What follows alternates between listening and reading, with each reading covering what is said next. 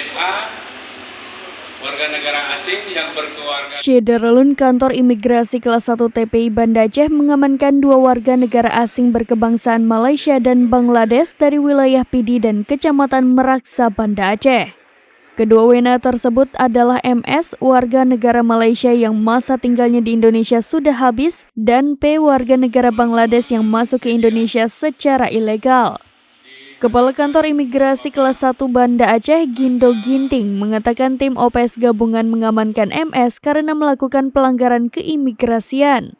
MS masuk ke Indonesia secara resmi melalui Teluk Nibong pada 2018 lalu. Di sana, ia memiliki bebas visa kunjungan selama 30 hari.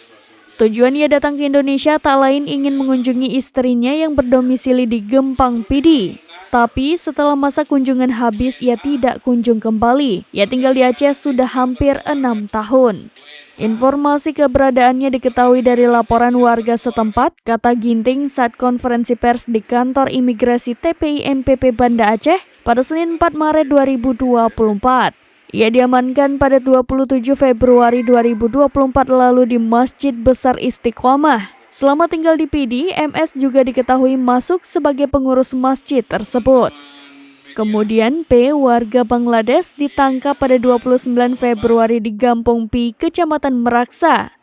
P sudah 1 tahun berada di Aceh. Ia masuk ke Indonesia melalui jalur tidak resmi. Bahkan, P juga tidak memiliki paspor dan visa yang berlaku. Tujuannya ke sini adalah untuk mengunjungi istrinya yang merupakan warga Aceh. Dirinya tinggal di rumah istrinya dan jarang keluar rumah. Kadif Imigrasi Kanwil Kumham Aceh, Ujo Sujoto, mengatakan penindakan keimigrasian yang dilakukan berkat kerjasama, koordinasi dan kolaborasi antara anggota tim Pora baik dari Kodim Bais dan Intel Kodam. 2 WNA ini akan ditindak sesuai dengan pasal yang dilanggar dalam Undang-Undang Keimigrasian.